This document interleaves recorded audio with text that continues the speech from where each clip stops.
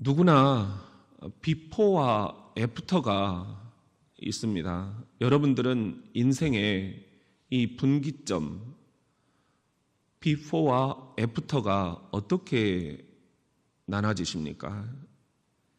서로 우리들이 이야기를 나누다 보면은 나는 언제가 내 인생의 분기점이었다, 터닝 포인트였다. 그때를 기점으로 해서 내 인생의 비포와 애프터가 나눠진다. 이제 이런 이야기들을 많이 하십니다. 저도 곰곰이 한번 여러분들 하시는 이야기들을 듣고 생각을 해보았어요. 내 인생에서 비포와 애프터는 어떻게 나눠질까? 아내를 만나기 전과 만난 후가 제 인생의 비포와 애프터가 아닌가, 그런 생각을 해보았습니다. 그 전까지의 외로운 삶들, 그리고 또 시골에서의 생활들, 그리고 또 신학의 과정들, 그런 것들이 아내를 만난 이후로 모든 게 이렇게 충만해져 가는, 그리고 이제 모자이크가 딱딱 맞아가는 그런 그 기쁨이 있더라고요. 그리고 그 기쁨은 지금도 계속 진행 중입니다.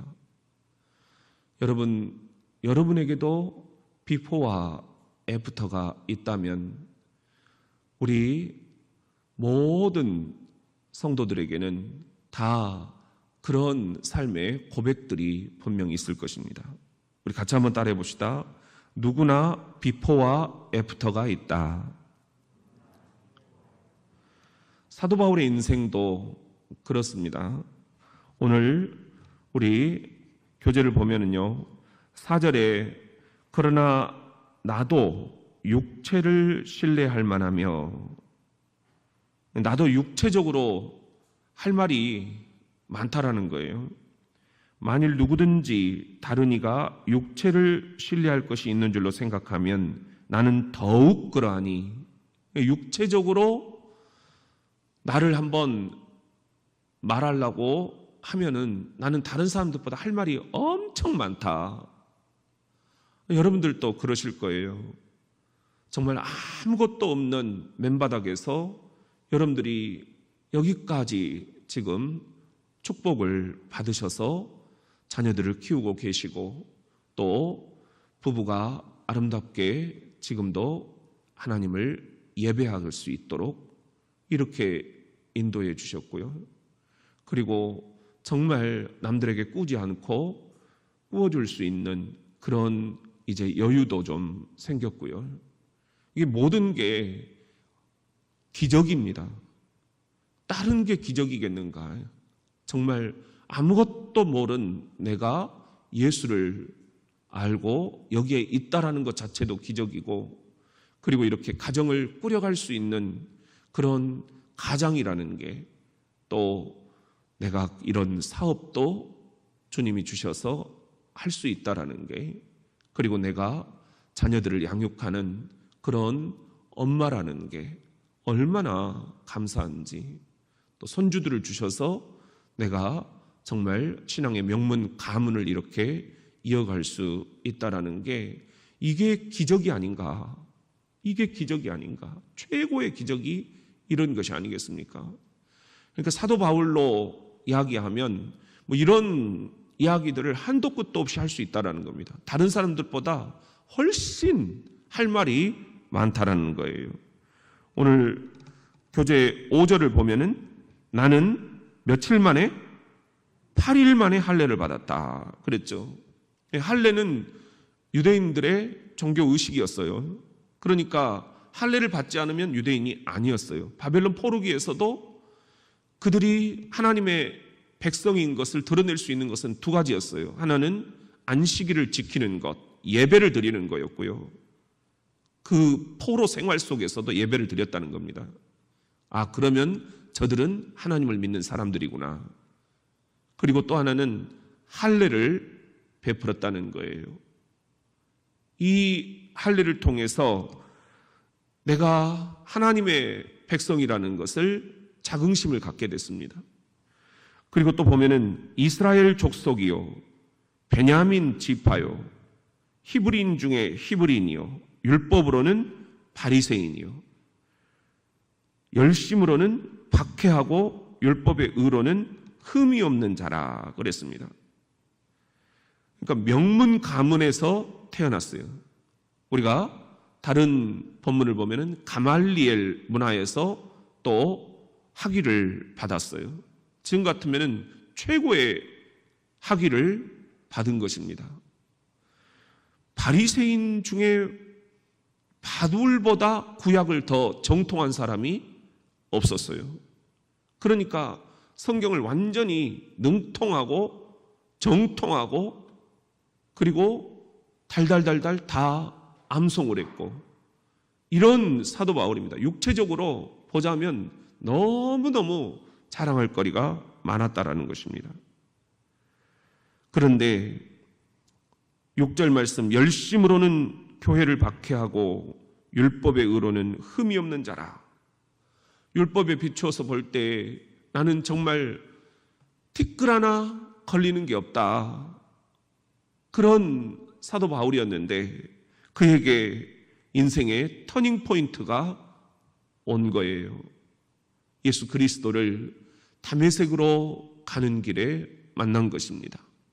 다메섹 도상에서 네가 박해하는 예수다, 이 음성을 듣고 거기서 그가 완전히 뒤집어집니다.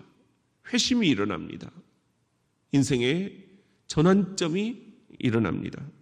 그래서 이 예수를 만나기 전 비포의 인생과 사도 바울은 예수를 만난 이후 애프터의 삶이 완전히 달라집니다. 어떻게 달라지는가? 우리 같이 한번 따라해 봅시다. 예수를 아는 지식이 가장 고상하다. 오늘 교재 7절에 보면은 그러나 무엇이든지 내게 유익하던 것을 내가 그리스도를 위하여 다 해로 여길 뿐더러, 그동안 내가 공부했던 구약의 율법들, 내가 갖고 있었던 이 가말리엘 문화의 네트워킹, 내가 아는 유명인, 지식인, 연예인, 정치인, 이게 아무 쓸모가 없구나. 그동안 내가 유익하다라고 생각했던 것들이 다 해로 여겨졌다 하는 거예요. 그리스도를 위하여 볼 때에는 내가 예수를 알기 전과 후가 완전히 달라졌다라는 것입니다. 8절에 보면은 또한 모든 것을 해로 여김은 내 주 그리스도 예수를 아는 지식이 가장 고상하기 때문이라. 내가 그를 위하여 모든 것을 잃어버리고 배설물로 여김은 그리스도를 얻고 9절에 그 안에서 발견되려 함이니.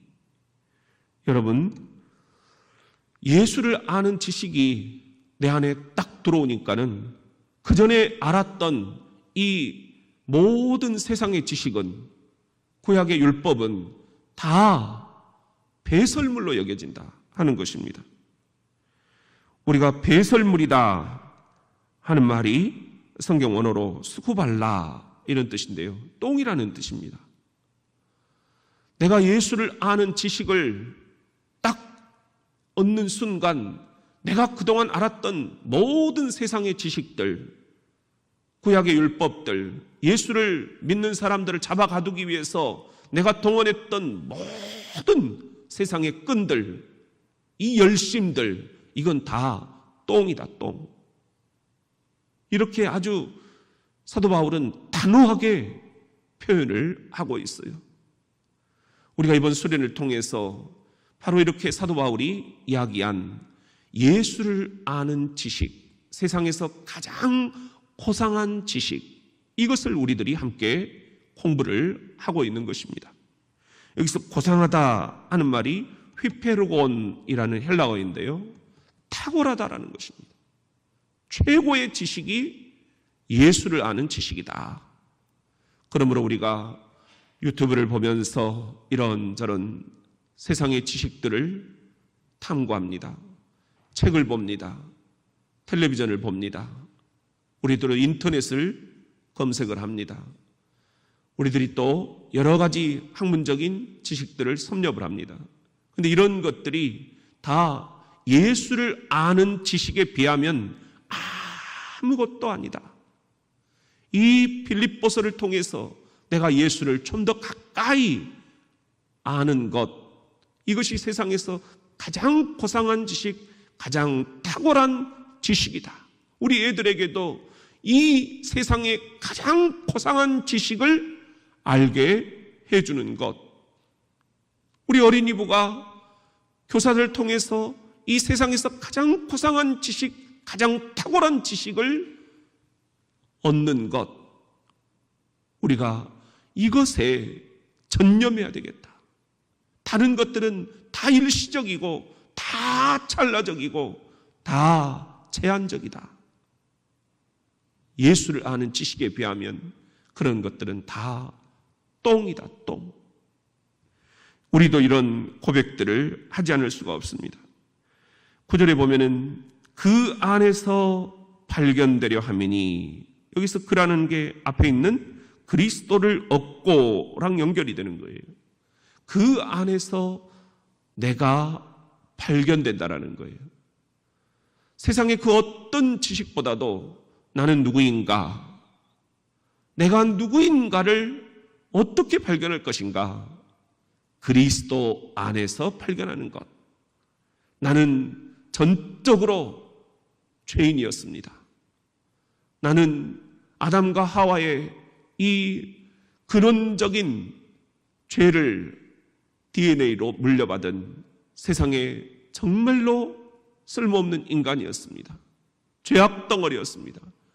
나는 바로 이런 죄의 잣대를 가지고 다른 사람들을 죄인 취급했습니다. 정죄했습니다. 그러나 이제 내가 예수를 안 후 내 인생은 비포와 애프터로 나눠지게 되었습니다. 나는 이제 예수를 통하여 의롭다 하심을 얻었습니다. 믿음으로 하나님께로부터 온 이 의가 이제 나를 모든 죄로부터 자유케 해주셨습니다. 이제 나는 예수 안에 살고 있습니다. 이것이 내 인생의 최고의 기쁨입니다. 빌립보서를 통해서 사도 바울이 고백하는 내용은 바로 이것입니다.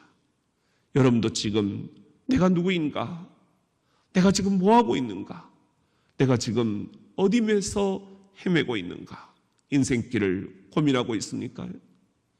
그리스도 안에서 내가 누구인가를 발견하는 것, 이것이 이 수련을 통해서 여러분에게 축복으로, 선물로 주어질 수 있기를 간절히 축원합니다. 여러분, 우리 9절 말씀을 다시 한번 보면은 그 안에서, 그리스도 안에서 나는 누구인가 내가 발견되려 함이니 내가 가진 의는 율법에서 난 것이 아니요 오직 그리스도를 믿음으로 말미암은 것이니 곧 믿음으로 하나님께로부터 난 의라. 이 하나님께로부터 난 의, 이것이 예수를 아는 지식의 최고봉이다는 거예요. 우리가 이것을 모르고서는 아무것도 모르는 것이다. 아무것도 모르면서 큰 소리 치는 것입니다. 그렇다면 이제 나는 어떻게 살 것인가? 예수 안에서 내가 누구인가를, 죄인이었던 내가 그리스도로 말미암아 믿음으로 하나님으로부터 온 의로 의롭다 인정을 받았다면 나는 이제 인생을 어떻게 살 것인가? 우리 같이 한번 따라해 봅니다. 표대를 향하여 달려가노라. 사도 바울은 인생의 새로운 목표가 생겼습니다. 예수를 만나기 이전에는 알지 못했던 새로운 나, 그렇다면 이제 나는 어떻게 살 것인가? 꿈이 생겼습니다. 꿈을 파는 카페. 우리 교회도 사도 바울처럼 새로운 꿈을 꾸게 되는 것입니다. 그것이 이제 10절부터 11절까지인데요.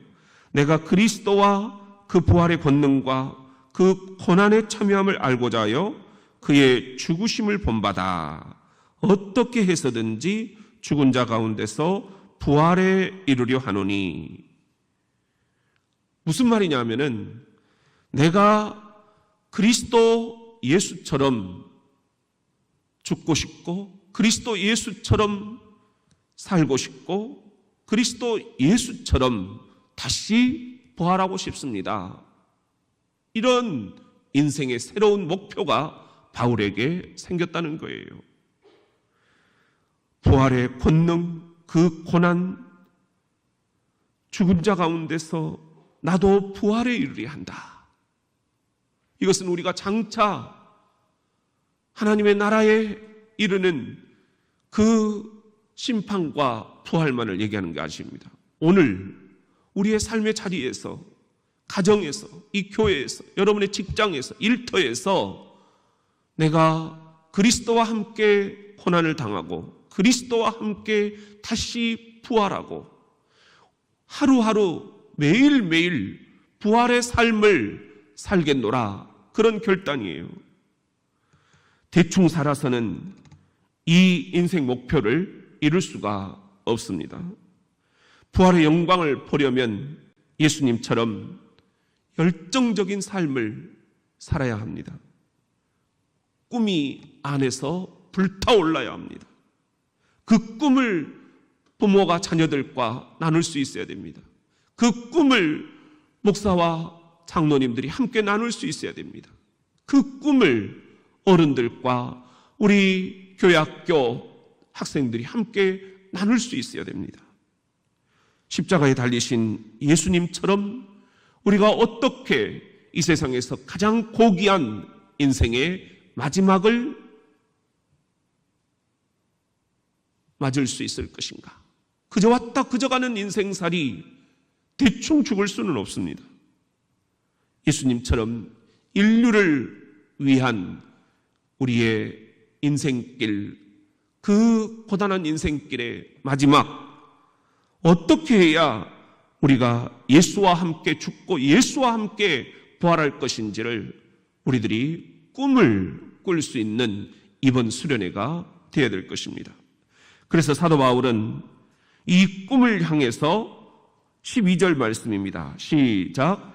내가 이미 얻었다 함도 아니요 온전히 이루었다 함도 아니라 오직 내가 그리스도 예수께 잡힌 바 된 그것을 잡으려고 달려가노라. 달려간다는 거예요. 내 새로운 꿈을 향해서 내 주어진 삶의 자리에서, 직장에서, 가게에서, 사업처에서, 교회에서, 여러분들의 서 있는 그곳에서 내가 새로운 인생 목표를 향해 예수께 잡힌 바 된 예수가 주신 그 꿈을 향해, 나의 꿈 넘어 하나님의 꿈을 향해 달려가노라. 달려간다. 이렇게 표현을 하고 있습니다. 달려가기 위해서는 어떻게 해야 되는가? 여러분도 새로운 인생의 꿈을 이 수련회 때 꾸고 함께 온 가족이, 아니 내 영혼에서 불타오르는 나의 꿈 넘어 하나님의 꿈을 향해 달려가기 위해서는 어떻게 할 것인가? 13절입니다. 시작. 형제들아, 나는 아직 내가 잡은 줄로 여기지 아니하고 오직 한 일 뒤에 있는 것은 잊어버리고 앞에 있는 것을 잡으려고. 세 단계가 이미지화되어 있어요. 첫째는 뭐냐? 나는 아직 내가 잡은 줄로 여기지 아니하고, 내가 지금 내 인생 다 끝났다, 이게 아니라는 거예요. 아직 내가 잡은 줄로 여기지 아니하고, 뭘요? 나의 꿈 넘어 하나님의 꿈, 예수가 우리에게 주시는 그 꿈, 사람을 살려내는 꿈, 지역을 살려내는 꿈, 이 민족을 치유하는 꿈, 세계 열방을 향하여 하나님의 나라를 증거하는 꿈, 기독교 명문 가문을 자녀들에게 물려주는 이 꿈, 이것이 아직 내가 다 이루었다, 잡았다 여기지 아니하는 것. 그리고 둘째는 오직 한 일, 뒤에 있는 것은 잊어버리고 그동안 우리가 어떻게 살았는지 비포의 인생은 다 잊어버리라는 거예요. 내 자랑거리 다 잊어버리라는 거예요. 후회되는 것 다 잊어버리라는 거예요. 지나간 걸 왜 붙잡으려고 하느냐라는 것입니다. 그리고 세 번째는 앞에 있는 것을 잡으려고, 앞에 있는 것을 잡으려고. 주님께서 우리에게 주신 새로운 목표가 있지 않습니까? 하나님의 나라를 향하여 하나님이 우리를 쓰고자 하시는 그 꿈이 있지 않습니까? 예수가 주신 그 꿈, 예수와 함께 살고 예수와 함께 죽고 예수와 함께 부활하고, 이 꿈 넘어 꿈을 우리들이 잡기 위해서 앞에 있는 것을 잡으려고, 앞에 있는 것을 잡으려고 앞을 향하여 달려갈 수 있어야 된다는 것입니다. 모든 인간관계, 그거 생각해서 뭐 하겠습니까? 모든 물질 생각해서 뭐 하겠습니까? 뒤에 있는 것은 다 잊어버리고 새로운 인생 목표를 주님이 주셨으니 앞에 있는 것을 잡으려고 어떻게 하자는 거예요? 14절 시작. 표대를 향하여 그리스도 예수 안에서 하나님이 위에서 부르신 부름의 상을 위하여 달려가노라. 달려가노라. 우리에게 새로운 표대, 깃발이 주어졌어요. 흔들 수 있는 깃발, 예수가 흔드시는 그 깃발, 여호와 니시, 우리가 승리의 깃발을 적진지 맨 꼭대기에 꽂는 그 표대, 그 깃발, 그 하나님 나라의 목표를 향하여, 내 인생 목표를 향하여 달려가노라. 달려가노라. 예수 그리스도 안에서 하나님이 위에서 우리를 위해서 부르시는 그 부름의 상, 이 상을 받기 위해서 우리가 달려간다라는 거예요. 사도 바울이 이렇게 달려간다라고 한다면 우리도 인생길 달려가야 되지 않겠는가? 이렇게 표대를 향해서 달려갈 때 중요한 것은 15절 시작. 그러므로 누구든지 우리 온전히 이룬 자들은 이렇게 생각할지니 만일 어떤 일에 너희가 달리 생각하면 하나님이 이것도 너희에게 나타내시리라. 달리 생각을 해보라는 거예요. 우리들이 그동안 살아오면서 생각으로 너무 많은 죄를 저질렀어요. 생각으로 너무 많은 부정적인 방향으로 가버렸어요. 이제는 좀 다르게 생각해봐라. 사도 바울이 그 모범입니다. 로마 감옥에 갇혀 있지만 이는 감옥이 아니다. 내가 달려가는 운동장이다. 표대를 향하여 나는 이 감옥 안에서 달려가노라. 말도 안 되는 거죠. 어떻게 감옥 안에서 달려간다는 것입니까? 그런데 사도 바울에게는 새로운 인생의 목표, 새로운 표대가 생겼습니다. 하나님이 위에서 주시는 부름의 상, 이 상을 받기 위해서 내가 이 감옥 안에서 달려간다. 다름질하는 운동장이라고 그렇게 달리 생각을 한 것입니다. 여러분도 지금 막혀있는 부분이 있습니까? 어떻게 해야 될 것인가? 사람들과의 문제입니까? 물질적인 문제입니까? 건강의 문제입니까? 신앙의 문제입니까? 형제 자매 친척들의 문제입니까? 어떤 문제이든지 달리 생각을 해보십시오. 너희가 달리 생각하면 하나님이 이것도 너희에게 나타내시리라. 여러분이 어떻게 달리 생각하느냐, 그걸 보시고 하나님이 그대로 현실로 나타내시겠다 하는 것입니다. 자살 생각하면 자살만 꿈꾸잖아요. 달리 생각하면 자살을 거꾸로 살자 달리 생각하니까 내가 죽을 힘으로 살아야겠다. 하나님이 살려주신다는 것입니다. 내가 저 사람 죽여야겠다 하면 계속해서 내 안에 근심과 스트레스와 분노가 복수심이 들끓습니다. 그 사람 죽이기 전에 내가 먼저 죽습니다. 암덩어리가 내 안에 생겨납니다.